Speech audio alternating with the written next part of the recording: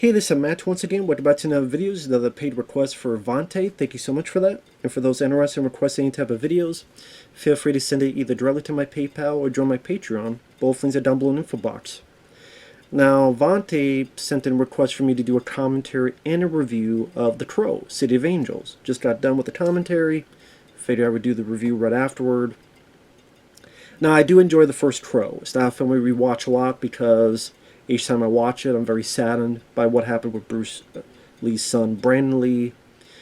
And Brandon Lee was becoming a star of his own. He had a big shadow thrust upon him by being the son of Bruce Lee, but he was overcoming that with films that I quite enjoy. Rapid Fire, Showdown Little Tokyo, and then The Crow.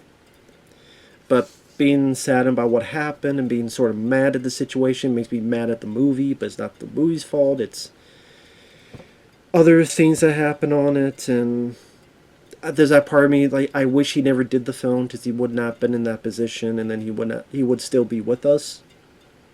But at the same time, it's a good movie. It's a very good film. It's just, part of me wishes it didn't exist, so no one would have died, let alone Brandon. But it's a very good film. I know it's based on a comic book, but I don't think it's something that needed a franchise. And then with this film, Crow Salvation, Witcher Prayer, what I've seen them with this new one, they have this and the other two were not financially successful. They were not critically successful. And you get the idea that a lot of people go, you know what, you can't overcome Brandon Lee. Brandon Lee made The Crow his own. Just leave it and do your own stuff. Create your own movies. But The Crow made a lot of money, so Dimension, Miramax, they're definitely going to piggyback on that. To me, it was a mistake because people still have Brandon Lee on their head, in their mind, and whoever you cast, it's a very tall order. It's a tall-ass mountain to climb over that really no one, as of yet, has been able to do. And I highly doubt Bill Skarsgård is going to do that. I'm sure it's one of the reasons why they moved the film back a couple months, because I think that film's going to come out and it's going to bomb. I'm just making a guess. Now, this film came out in 1996. It's directed by Tim Pope, who was a music video guy. He did music videos for The Cure, among other stuff. Now, apparently Bob, and especially Harvey and Bob Weinstein, when the film was done, they messed around with it. They mucked around with it, like they did a lot. A lot of Dimension Miramax films, you would hear, whether it be Halloween 6, The Curse of Michael Myers, even Mimic, other movies, they would mess around and re-edit and do certain things. So a lot of directors would detail they did not have a good relationship, other than Kevin Smith, but a lot of the people didn't have a good relationship with Harvey and Bob Weinstein. Again, they would take movies and re-edit them and do other things with them. I mean, there was even a director's cut, but the director said, that's not my director's cut, so that's why the guy never did a commentary for The Crow, City of Angels. I know there's a fan base, there's a cult following. One of my dear friends, Fabio, the Italian Stallion 51, he enjoys the film. That's cool, people enjoy it. I just think this film sucks. I think this film sucks badly, because it's like the Wish.com version of The Crow. I'm like, why do I need to see this film when I can watch the first Crow again? Because from Harvey and Bob, from what I understand, the way they re-edited it, they've tried to make it even more similar to the first film. I guess if the director was left alone, it wouldn't be as similar to the first film. But even then, the concepts that are there, a person and their loved one dies. The person comes back for revenge with the power of the Crow, and they go after the bad guys one by one. I mean, yes, that's the general synopsis. It's very hard to have that and try to incorporate different things into it. Now, there are a couple things they try to do differently at the end. For example, the bad guy drinks the blood of the Crow, becomes an evil Crow, but I don't think they did nearly enough with that, and it comes a bit too little too late. And then I can only judge what I see. And the film that I see, with the way it's edited, good job, Harvey and Bob, does feel like just a, if not a carbon copy, but like a remake of the first film. only not as good. Now, are there positives? Sure. I'll get to that in a minute. But the plot, Vincent Perez plays Ash, him and his son, which I think at first was going to be his brother, but his son, they've been killed. He comes back to life. Person that helps him is Sarah. That's supposed to be the little girl from the first Crow. Here is played by Mia Kirshner, who brings him in, starts painting his face. I'm like, stop painting my face, I'm dead. Why are you painting my face, lady? Okay. Sarah's now a tattoo artist. And then soon after, Ash goes after bad guys one by one. There's one guy that he kills, blows up a building. There's one guy, played by Thomas Jane, who's in a peep show, like watching women. Vincent Perez takes care of him pretty quickly. There's this Asian girl, played by Thuy Trang. She was the Power Ranger in the original that wore the yellow suit, who sadly passed away. She was about 27 years old in a car crash. She's in this. Iggy Pop plays the character Curve. Iggy Pop was the best thing in this movie. I will say one positive. Iggy Pop, he's trying, man. I know he's not an actor. He's more of a singer. But, like, when he comes on screen, at least he's trying. He's got the right look. He's got the right attitude. There's a bit where he goes in to see Sarah at the tattoo place, and the way he's talked with her, the dialogue he's saying, and when he's, like, kicked in the nuts, but he's looking up at her, and he does, like put sucking on his finger. Even when he leaves, there's the guy, and I recognize the guy who owns it. He was in Split Second with Rutger Hauer. I think he was the guy when Rutger Hauer's on the ground in the bathroom, and the guy's like, "You must be sick, laying in all that blood." And he's got like the dog. I believe that's the same guy from Split Second. But like Iggy Pop looks at him and does this, like haunts the guy's nose. It just leaves. If I understand, there's talks he was going to be Fun Boy in the first Crow, and that didn't happen, so I guess he's in this. I said, he brings at least a bit of personality, and I think he had the right attitude, and he's one of the few positives. But he gets taken care of, and then you get to the third act during the Day of the Dead festival. But, okay, Iggy Pop I like. I'll go with the positives. He's trying to have fun with the role. Some of the songs I don't mind. Gold Dust Woman by Hole, which Courtney Love sang for. I'm Your Boogeyman by White Zombie. I don't mind some of the songs, although I think the soundtrack to the first one is much, much better.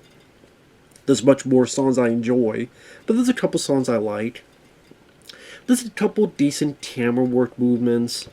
Granted, similar to the first one, but, you know, overlooking the city, and there's, like, a camera crane, but then it goes down and enters a club, and we haven't cut yet, and it's following behind Iggy Pop. As the camera's following him until we see Thomas Jane's character's dead body. So there's a couple of decent things, but it's not enough to save the movie for me. Number one, well, you know what? I'm going to go with this first. Vincent Perez. It's funny, when I got the request for this, Vonte was specific to saying, please talk about how Vincent Perez sucks compared to Brandon Lee. And he does. I mean, it's hard for anybody to compete with Brandon Lee. But Vincent Perez, he's like the discount store version of Antonio Banderas. I think the comment I was saying, like the Wish.com version. It just... Hey, do we have Antonio Banderas? No? I guess they had Vincent Perez. I don't remember. I know he was in Queen of the Damned later. I think this guy's terrible. I think he's awful. I think his accent at times is thick. Sometimes I couldn't understand what he was saying. Sometimes I could. I don't think he has the star presence. I don't think he has the charisma. I think his dialogue delivery is not natural.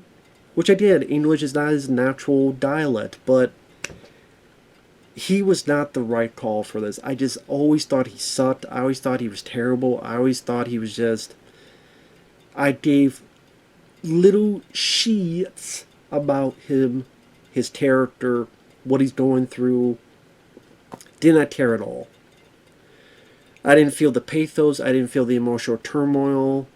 There are times he tries, but it just comes off again as a lame version of what was in the first Crow. Him trying to be tough. I'm like, okay, dude, I know you're trying to be tough, but your thick accent's getting in the way of some of the words you're saying. And I swear the reason he was hired is because if I take my glasses off or I see him from far away, he looks a bit like Brandon Lee. With the hair and the eyes, the facial structure. Again, I'm like, is that Brandon Lee? Okay, no, it's not, but I honestly think that's the reason he was cast. I don't see how you look at this performance and go, man, he was fantastic. He was mesmerizing. Really? Of all the other actors in this time period? Even Thomas Jane I would have preferred than Vincent Pérez. Hell, Iggy Pop as strange. You know what? That would be so strange. I think it could work. Iggy Pop as the Crow. That would have been so strange. So what the fuck? That I would actually be enticed in seeing that. And have him play the type of character he played, but he's a good guy. At least that would bring such a different aesthetic compared to Brandon Lee that whether it's good or bad, it would make it his own. I don't think Vincent Perez makes the Crow his own. The only little difference is with what he does with the cards and a little bit of magic tricks. But even that's like a little bit, but now a whole lot is done with it. So I think Vincent Perez sucks. He's the black hole of charisma. He sucks the life out of every scene he's in. And there's a reason why he didn't star in a whole lot of movies afterward. There's a reason he didn't become, at least in the US, did not become a big star. If you like the guy, be my guest. But I thought he was, again, sucked the air out of every bit of charisma in any scene. And Brandon Lee, again, just had so much more merit. And you know what? I don't like the Crow Salvation. I would take Eric Mabius over this guy. I'm not even BSing. Edward Furlong is still the worst. So far. Just obviously built. No, he probably still would be the worst, Edward Furlong. But, yeah, Vincent Perez just didn't cut it for me. Mia Kirshner as Sarah. It's kind of depressing when you see. Okay, if you like the character in the first movie, the little girl, then, okay, she's in City of Angels. She's a tattoo artist. She has no family. She has no friends. I guess she has no ties to Ernie Hudson's character anymore. I don't even know if his character's alive or dead in this time period. Because I don't think he's ever mentioned. And then most of her performance is just being wide-eyed staring. Or not even wide-eyed, just... Most performance is staring at things.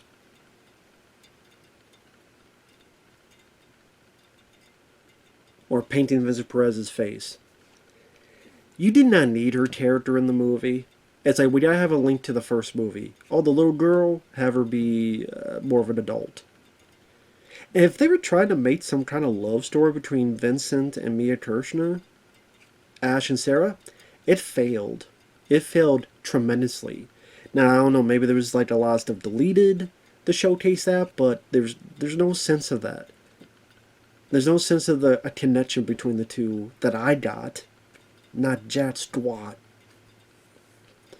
Richard Brooks, I like Richard Brooks. He was Peter Berg's football buddy in Shocker. He was the bounty hunter in the TV show Firefly, or one of the bounty hunters.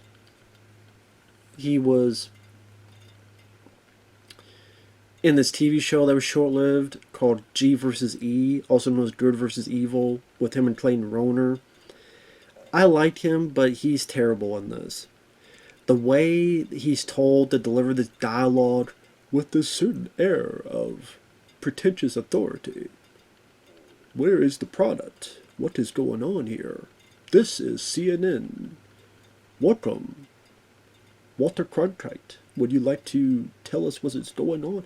It just did not work for me. I did not think he was that intimidating. I don't think he was that charismatic.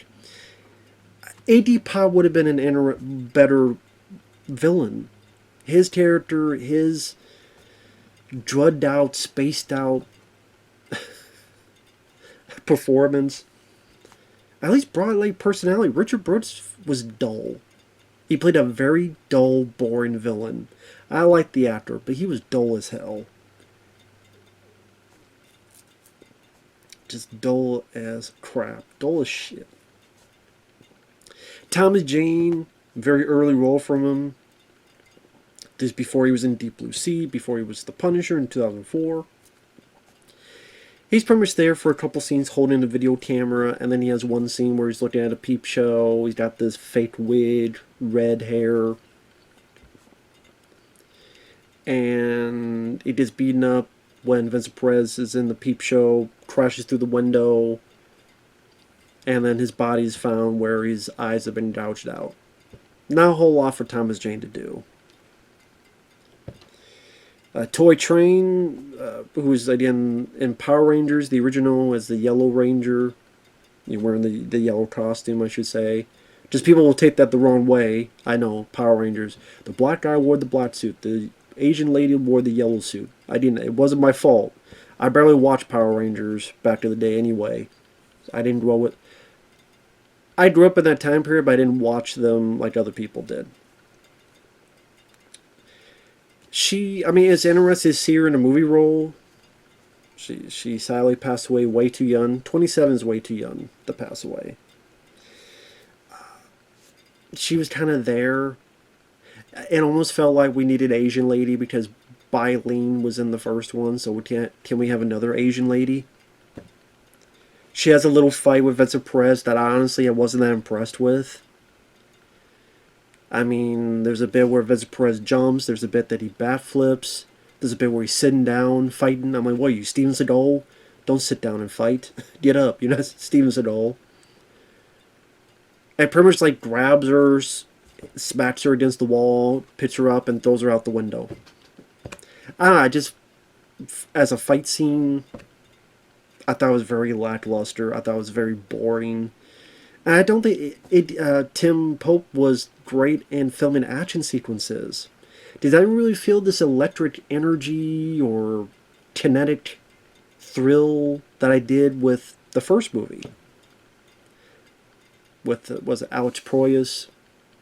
I'm bad with names. And I would see, like, as I liked iRobot, he did that as well. I know not everyone likes that film. I do. I think the guy, he also did Dark City. He knew how to handle certain action sequences. Tim Pope, I don't think, did. I mean, the kills Vincent Perez has, there's a guy, I think the character's name was Spider Monkey. He blows up. I think it was a guy in Anaconda.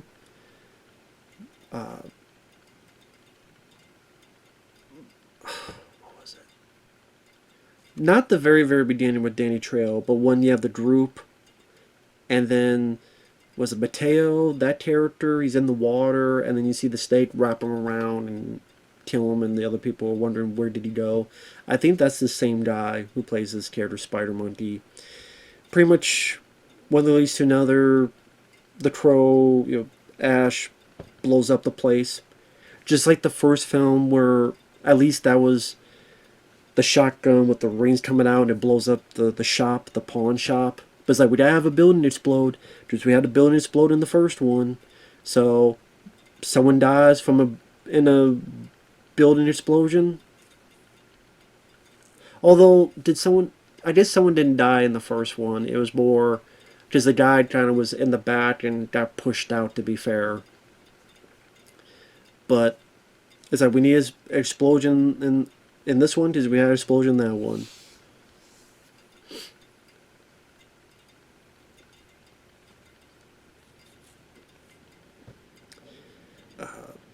Like I said, you had that one, you had Thomas Jane, you had Thuy Trang, and then Iggy Pop, which you have this motorcycle chase. But even then, you don't really get much of the environment of the motorcycle chase, because a lot of it's done up close behind the motorcycle, up close faces. These even a bit that it seems like Ash crashes from up high, but you only see like this. So if a stuntman did do something, then their work was not shown or seen. And so the action scenes were not that exciting to me. Maybe when they're in the tunnel and Ash has the shotgun and shoots the motorcycle that Iggy Pop's on, and the way it's shot where the motorcycle explodes, I didn't mind that. Granted, would have liked some more wide shots when it exploded. Maybe that bit, but other than that, there's not a whole lot to really talk about in terms of the action scenes. I said not much in terms of the cast, except Iggy Pop. The look of the film, I can appreciate like the way they cast the extras, where they try to get much more of a sexual deviancy of City of Angels. So there's people in gimp suits and things of that nature, and the Day of the Dead Festival with the costumes. But I hate that yellow, sickly aesthetic where everything's just, someone took their dick and just pissed on everything. And I'm like, I don't need this yellow, sickly look to it. I don't think it's visually interesting or pleasing. It makes me want to puke watching it. I hate that aesthetic. I hate that look. Granted, it looks more natural here than, say, the Assassination Games, which felt like was more of a fake filter they put on it with Van Damme. I hate that movie. And I'd rather watch this movie than that movie. I'd rather watch this than the Assassination Games. But I just, again, that yellow, sickly look to it is not visually, aesthetically pleasing to me. The thing looks ugly as hell. And then I think the finale kind of sucks. I mean, yet again, you have the crow. The creature gets screwed up because it's too stupid. Because it doesn't realize it has wings, so you could be far away, but it's always got to get so up close that it gets caught and gets screwed up or gets killed and gets this. Because we gotta have the kryptonite and we gotta have the crow be weakened because the actual creature crow is too stupid. You need to, I don't know, join the union and get some brain cells. I don't know, man. Whoever's unleashing these crows for these people to be resurrected, they need to get some smarter ones. Or train them better, or give them a couple more brain cells. You have wings. Go over here and watch. Don't get so up close. Now they do try to do something different where Richard Brooks drinks the blood of the crow and then has the power of the crow, but they don't really do a whole lot with it. It's pretty much Ash is weakened. Richard Brooks grabs him, drags him to the street, where all the other people are watching him, not helping. Hangs him. Sarah tries to help. At one point, Sarah sees Richard Brooks with a knife right here. So what does she do? Oh, I got stabbed by the knife that you were holding right in front of you. How could I have seen that coming? Gee, I don't know. He's got a knife right here, and you're like, oh. I mean, what do you expect? You think this is AEW going to dive off the ropes? So Ash just pushes Richard Brooks into a pole. Calls him on the crows, eats up the guy, in a very terrible special effect. Where the crows are going, and like, if you look at the pipe, there are times that the pipe, when the crows are swarming them, that because all the jittery, like CG, whatever they're doing, like there's times, I swear the pipe's like not connected to him, and then it is, then it's not, then it is, it just, and I'm thinking, well, why don't you just have much more, maybe they did film this, and it was cut out, and this was redone. If so, they made a bad call. But they should have had much more of the crows just petting him and tearing him apart. That would have been much more a visceral, violent kill instead of just this bad dissolve, shaky, whatever the hell you want to call it for an effect. It looked awful. It looked like a joke. Like a terrible, just looked shit. And then sometimes there's some weird things happen. Like there's a bit where the crow, way before this, is flying around, goes by these palm trees, and they erupt in flames. I didn't know that the crow had that power to just, I don't know, make these trees on fire. The crow can do that? If the crow can do that, what does he have? Scud missiles on his claws? Like, bombs away, you know, just dropping bombs on palm trees? If that's the case, maybe do this and help me at the end instead of getting close and getting your wings stabbed, you idiot. If you can make palm trees explode, make these people explode. So, I didn't know how or why the crow could make these palm trees explode into fire, but, oh well. And the ending, like I say, it's not a fight, it's not about, it's just kind of like the first one. The crow is hurt, gets beaten up, does one or two things, bad guy dies. So again, just, even if it was edited in the way they wanted, it would still feel like a remake of the first film. But by hitting so many of the same or similar beats, other than Richard Brooks being an evil crow. But like I said, they do nothing with that. They don't really do a whole lot with him as that, with having that power. So spoilers, Sarah dies of her injuries, and I guess the original ending was that Ash would be immortal, and then he could not ever go to the afterlife to see his son or Sarah. So he walked the earth. He was tamed from Kung Fu. So it is kind of like what they did with the TV show, The Crow Stairway to Heaven with Mark Dacascos, which is probably the closest he ever got to a decent Crow thing other than the first one. Just, I mean, the pilot was fairly similar because they had to set things up, but then throughout it's like very different stories and different circumstances. And I never saw the full show. I saw the pilot. I never saw the full show, but that, again, if that's the closest you would get to a Crow being worth a crap in terms of entertainment and media, is the Mark Dacascos TV show. At least what little I saw. Just again, to be fair, I didn't see the whole thing. It sadly didn't last too long. But yeah, this movie, again, the sickly yellow aesthetic, the lackluster action scenes, most of the cast either Mia Kirshner staring and that's it. Vincent Pérez, not understanding half of his dialogue, showing zero charisma, zero personality. Why would anyone care about this character of Ash? Not about Evil Dead. I'm talking about this Ash with an E at the end. Who would care about this character? What is there to care about this character in terms of dialogue, in terms of personality, in terms of anything that he does? Even the Brandon Lee the Crow. You move, you're dead, pal. I'm dead and I move. Like the way he plays it off and being playful and all that stuff made it his own. Vincent Pérez didn't make this his own. It just becomes a lousy wannabe version of the first movie. So again, I asked this when the movie was playing, when I was doing the commentary. Why would you ever want to watch this when you could just watch the first Crow film? But with that said, thanks for watching. Take care. Vincent Pérez, I thought, sucked in it. I think the movie sucks. But if you disagree, teach your own. We'll see you guys later.